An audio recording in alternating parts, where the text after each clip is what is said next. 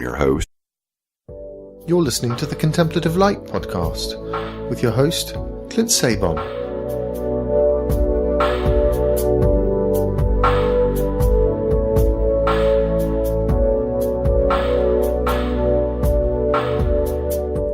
Hey, welcome to the Contemplative Light podcast. I'm your host, Clint Sabom. Contemplative Light is a community of interfaith spiritual teachers rooted in the Christian contemplative tradition, providing resources for the healing of persons, contemplative light, mystical practice, inner transformation. And this podcast is brought to you by Amazon. We have Amazon links all in our website, as you can go and read our blog articles at contemplativelight.com. Hey, Christine, welcome to the Contemplative Light podcast. How are you doing? I'm well, Clint. How are you doing? Doing great. So I guess for any listeners that may not be familiar with some of your work and what you do, would you mind introducing yourself and your work a little bit? Sure. I can call myself the online abbess of an online monastery called Abbey, and we're a global community where we offer all kinds of resources for people who are particularly looking at the intersection between contemplative practice and expression. And my own kind of background is I'm mostly rooted in the Christian roots of monasticism, particularly desert, Celtic, and Benedictine. So a lot of our resources comes out of that. So we do online retreats and we do live retreats and pilgrimages. And my husband and I live in Ireland, so some people come to Ireland to be with us as well. And it's a really wonderful community of people all over the world, and artists and monks. Yeah, fantastic. You know, I read The Artist Way by Julia Cameron years ago, and that had a profound shift on me that was probably more spiritual even than artistic. Is it kind of along those lines, the stuff that you do? Yeah, it is fairly similar in that idea that the creative process, if we want to draw upon spiritual practice, that spiritual practice, and particularly the particular wisdom of monastic and contemplative practice, I find really helps to support our life as creatives, whether we're writers or photographers or artists or dancers or gardeners or just parents who want to live life more creatively. So we have a pretty broad definition of artists, but it's more about how do we live life more fully, and what do we do with those kind of longings to express things that are deep inside us. And so while Julia Cameron's would have been definitely a more kind of secular approach, there's certainly a huge amount of value in what she offers, and I think for a lot of people kindled that sense, like, oh, there's definitely that sense of kind of deep kinship between the inner monk and the inner artist, or the inner spiritual guide and the inner artist. So. Yeah, we work along those lines, but drawing particularly from monastic tradition, a variety of different practices to help support people in their creative life in particular.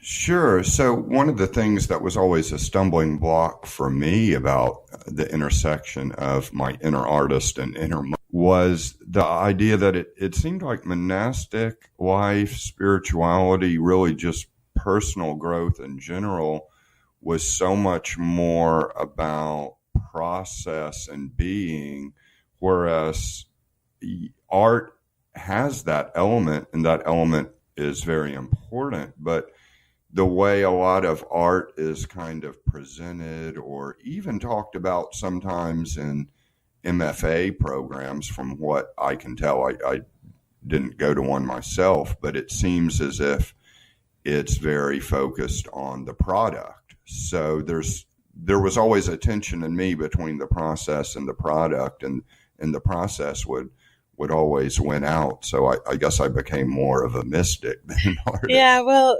it's a great distinction, because we work a lot with that as well. we focus a lot on the creative process, and the art, kind of the foundation for how I understand working with art in the way that we do it is through a body of work called the expressive arts, which is kind of a subfield of art therapy. But one of the main kind of foundational elements of that is working with creative art as process. So it really lends itself to creating as a prayer, creating as a meditation experience, creating without necessarily some end goal in mind to create something that we would sell necessarily. Now, we certainly have people in our community who are professional artists and who really draw on a lot of the principles we teach to help support them in what they do. But I'd say a lot of people are more interested in really enjoying the creative process of spending time writing each day or spending time out with photography and discovering how those creative acts helps them to touch into this divine presence that's ever present in the world. So there's that. I feel like the process is definitely more our focus than product. Although you're right, in Western culture and certainly in academics, there's definitely a focus on, becoming an artist in terms of supporting oneself financially, which I think unfortunately leads to a sense that a lot of people have of losing touch with their own inner artist. They think, oh, well, I'm not an artist because I don't make art that sells or hangs in galleries. And yet I think art is really about kind of touching into what brings us and makes us most alive. And so hopefully people help to reclaim that in this work. Sure. So I'm curious, what's a typical retreat look like? Suppose I came on one of your retreats. What would we be doing? How would it be structured? Well, there's a lot of layers to it. We certainly do a lot with meditation and contemplative practice as kind of the building the foundation and giving people ways to really touch inward, to really kind of ground themselves.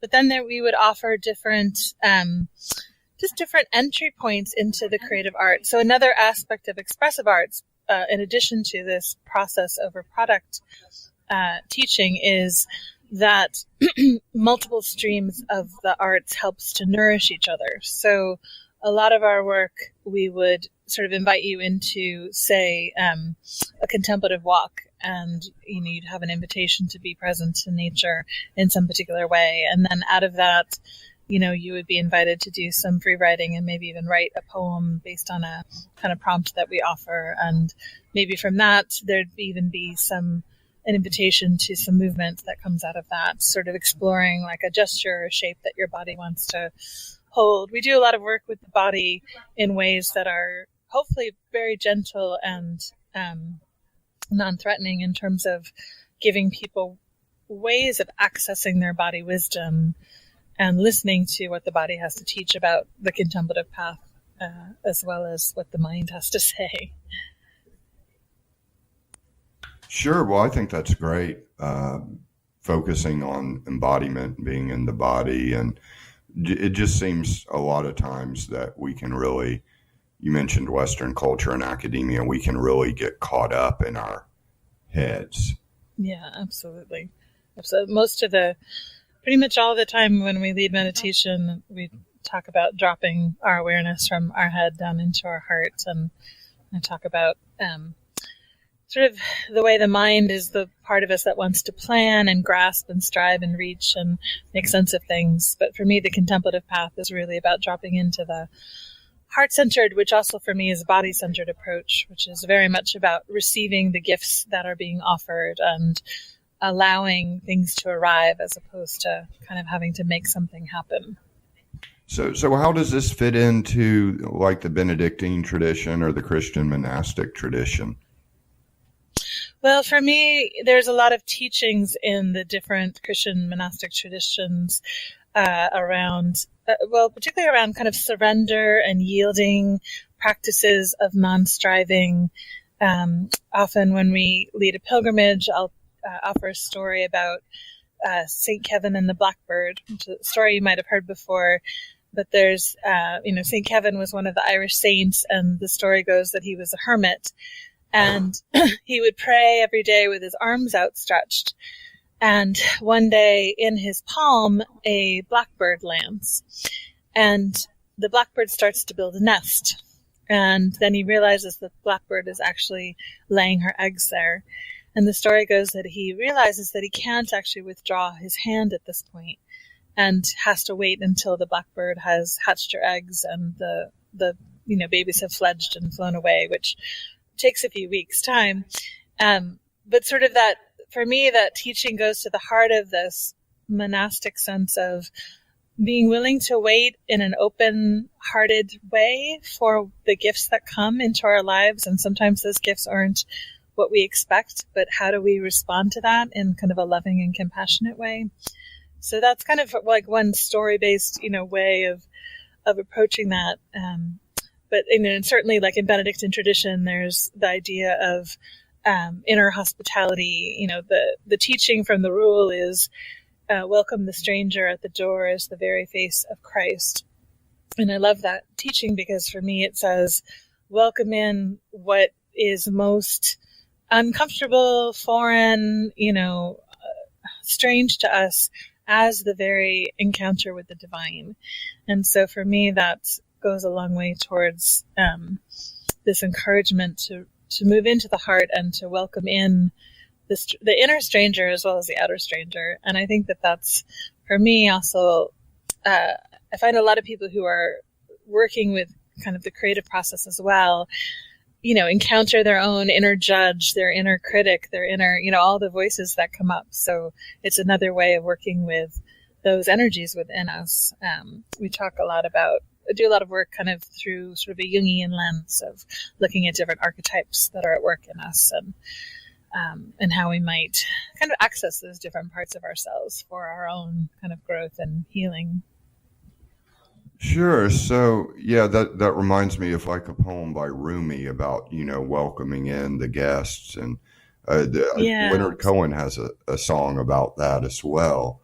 But, I'm curious what you think of one thing, though, because during the past probably 6 months, I guess, with Contemplative Light and anything I'm doing online or spiritual coaching or whatnot, or even just meeting people here and there, talking to them, I keep finding this common theme that as people seem to go deeper into the mystical path or, the path towards enlightenment, however you want to phrase it, as people seem to go deeper, there's something about Christianity where they feel like they get to a certain point, and maybe just because our language has not been inherently contemplative for 2,000 years, people seem to feel as if it no longer speaks to them. And I just kind of keep seeing this over and over, and I'm not necessarily arguing for or against it happening. And I'm not even really sure I have an agenda, but I keep seeing people getting to a certain point where they feel like, okay, now I need a non-Christian teacher, like I've graduated, and also being kind of conflicted and saddened by that at the same time. Yeah, I guess, we certainly have people in our community who come who aren't necessarily from a Christian perspective, but they really are hungering for resources that are rooted in some sort of ancient practice. And I guess my feeling is that the Christian church as an institution has done a terrible job of making the mystical gifts, the riches available to people in an everyday way. But they are there, and it just, and looking for teachers, people like Richard Rohr and Cynthia Bourgeot kind of as the bigger voices for this, but really helping to break open, I guess what I see is like a really vast treasure from that tradition. And for me, ultimately, I don't have any particular agenda whether people follow a Christian path or not. Ultimately, I think if we're dropping into that mystical experience, we do, hopefully experience those moments of unity where, we're beyond the sort of divisions and names. And, a lot of what happens in Christian mystical practice is very similar to other traditions as well. But I guess for some people, it's, rediscovering those riches that they never learned because, the narrow-mindedness of the church can be like very, very life-giving in my experience. And for some people, it's fair enough. They want to leave the church behind altogether. And I don't have any particular issue with that myself. I really believe in welcoming people where they are and offering people resources and gifts. And there's plenty to go around from different traditions. Sure. Well, you mentioned archetypes earlier. One of the things I've been curious about is the shadow archetype and how that kind of plays into, let's just say, the Benedictine monastic tradition. I'm wondering if you could speak on that a little bit. Yeah, no, I think the shadow work is really hugely important for anybody, no matter what tradition they're in. And we certainly live in times right now with a lot of shadow being expressed and not a lot being worked on. But I guess I would say, in the monastic tradition from the Christian perspective, for instance, you have teachings, say, on asceticism, radical simplicity. That's such a heart of what the Christian monastic path is about. And I find there's a lot that's really healthy and life-giving about that. But some of the stories are of monks who are, basically spiritually striving to kind of competitively be the best, the best fasters around, or to have the least possessions. And so it's very easy. I don't know. We think that because we're on a spiritual path that we're not going to encounter these obstacles, but it's very easy in the spiritual life, I think, to meet up with those parts of ourselves, the part that wants to strive, that wants to reach, that wants to aim, that, finds glory in things that actually aren't all that healthy and life-giving. Another example would be the teachings, on humility. And I find humility is kind of a word that people these days don't really find a lot of resonance with, but I think there's a lot of beauty in the idea of kind of the root of humility being humus, which means the earth, and sort of reminding ourselves that we are of the earth. And for me, it has to do with this kind of spiritual teaching that we are profoundly gifted, but that we're also limited just by the very nature of being human, and that we're mortal, and that we will one day return to the earth. And then I'd say in the shadow side of that in Christian tradition is, again, kind of like humility. The shadow side of humility for me is like humiliation or denigration, or the ways in which spiritual teachings have been used to kind of, put people down or keep people controlled or in a certain, mindset or place. So I think the shadow work is hugely important, but I'd say that's for any tradition that we work with. We're going to encounter that. Sure. So how do you go about do you do shadow work, or how do you go about working with different archetypes in general? You touched on it a little, but would you mind going deep into a certain exercise or practice, or that you may guide retreatants through? Sure. Trying to think of one that would be kind of a good introduction. I guess the first one that comes to mind is actually St. Francis and the archetype of the holy fool. And I think about how, again, that word fool, to be foolish in our culture is something that's not really embraced. And yet you certainly find both in St. Francis as well as other kind of mystical figures, this kind of sort of playfulness and way of turning things on their head as a way of kind of confronting the dominant powers. So an invitation to kind of holy foolishness would be to really reflect in our lives on places where, where do we kind of long to speak out, or where do we long to confront something, but we're afraid of speaking out for fear of appearing foolish.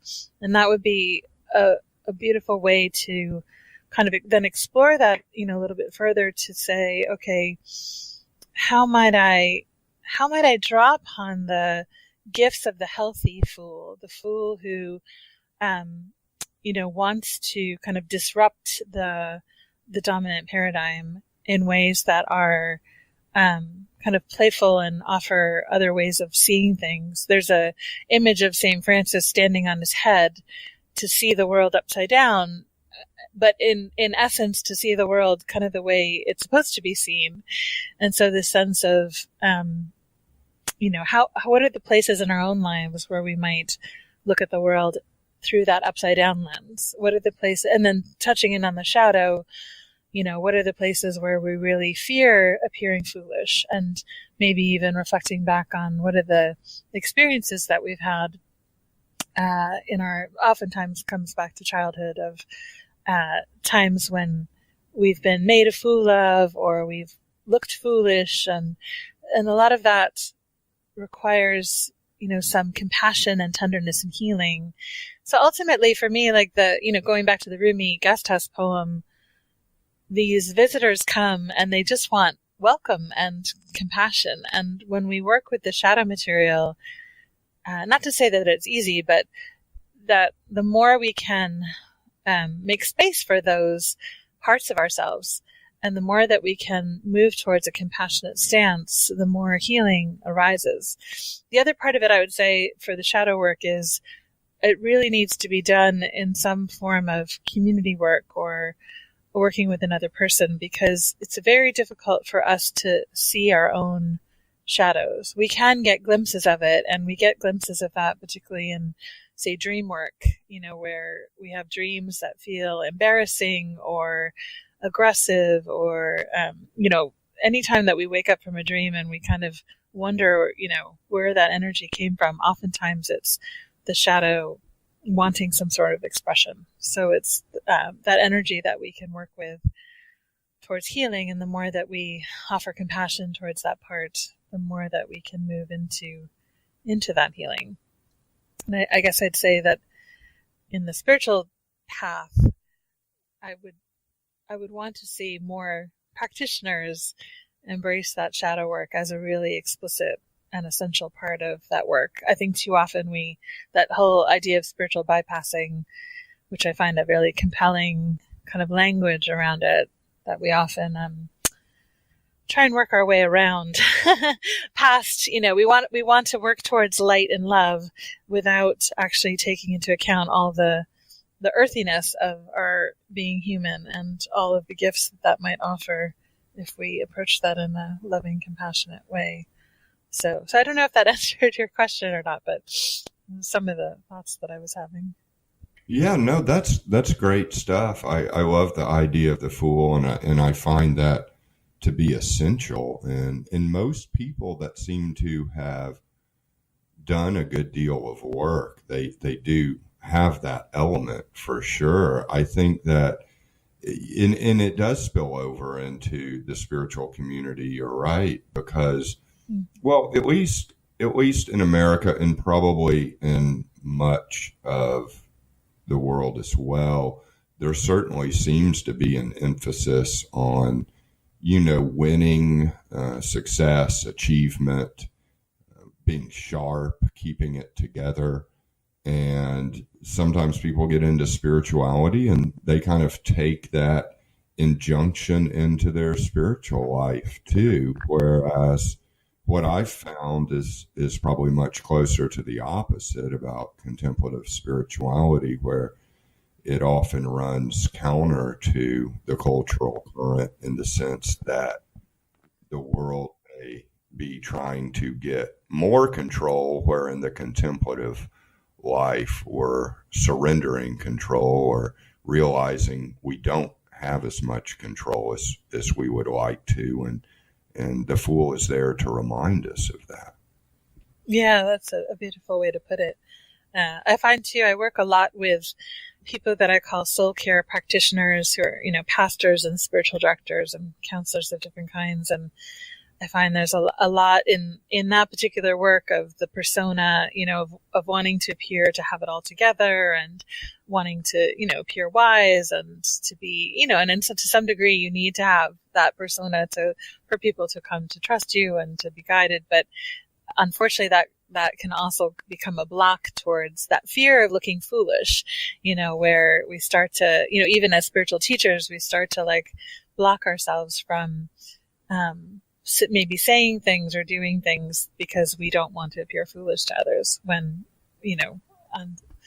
in many cases, it's actually what's probably the most healing medicine that's needed is to give permission for that and to acknowledge, like you said, about that we don't have ultimate control over things. And sometimes our spiritual practice can be a sense of trying to maintain a measure of control over life. And the Fool is a great reminder that that's not the case. Yeah. No, that's good to hear you say that. And because there's a practical component to that as well, because if you are, a spiritual director or some sort of, white worker, so to speak, of any kind, there's certainly going to be people that will judge you if you appear foolish.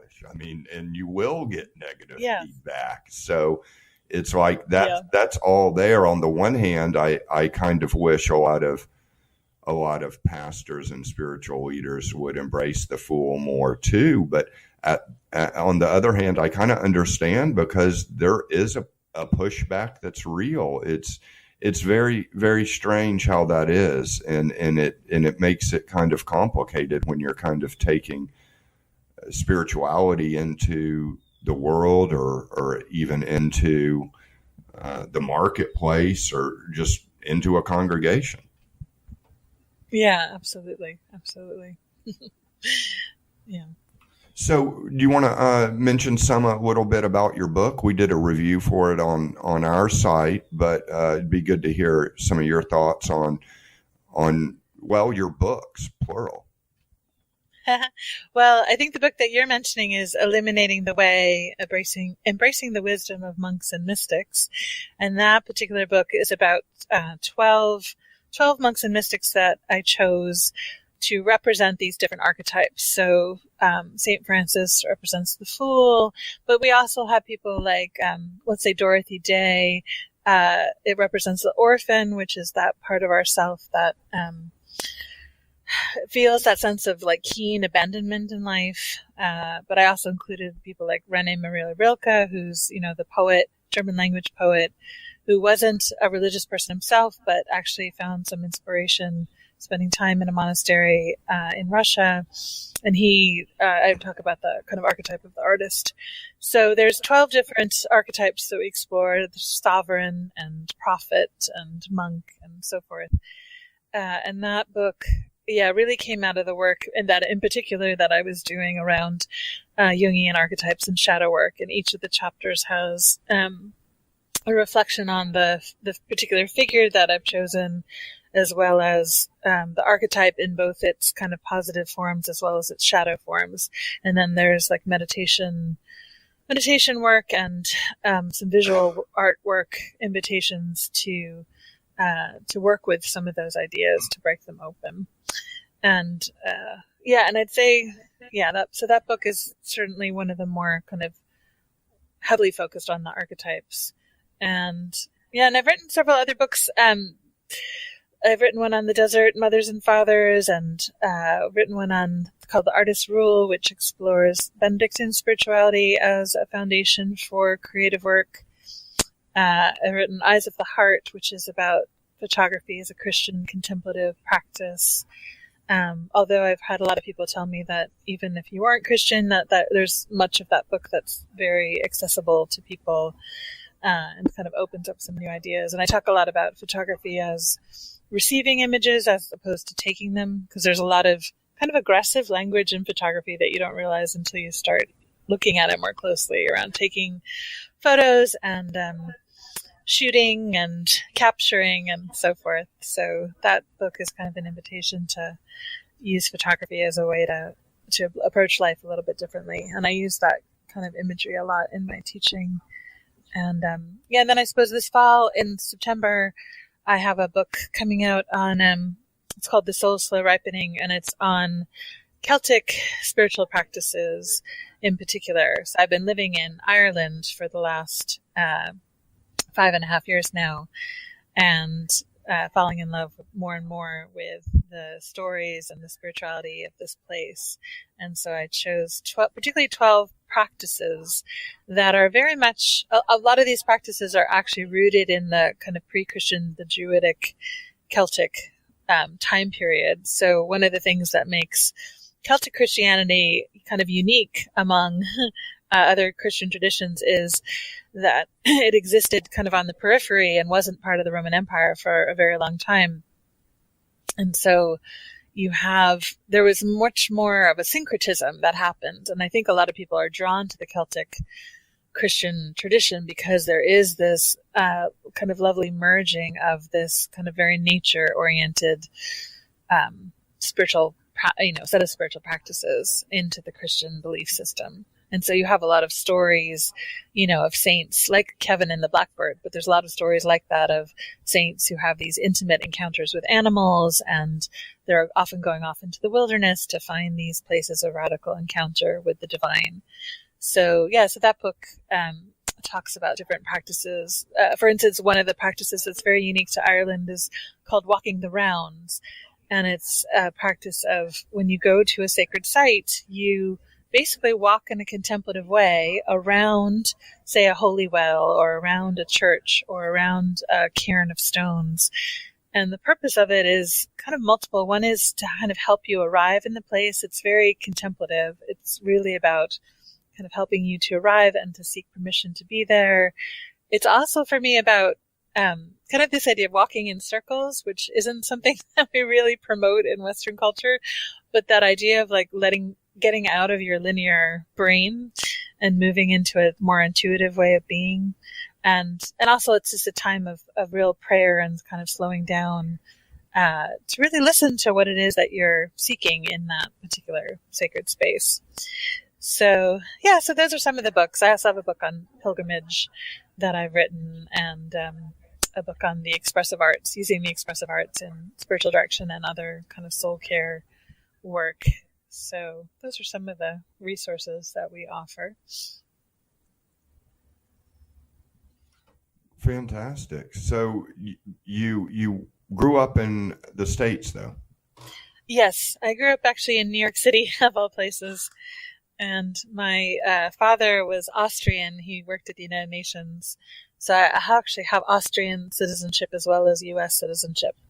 And so about 5.5 years ago, my husband and I had been living in Seattle, and we had a great life there. But we both had been feeling kind of a longing to live in Europe in particular. And we actually ended up living in Vienna for 6 months first, and then coming to Ireland as a place to kind of root our work. So, and have decided to stay.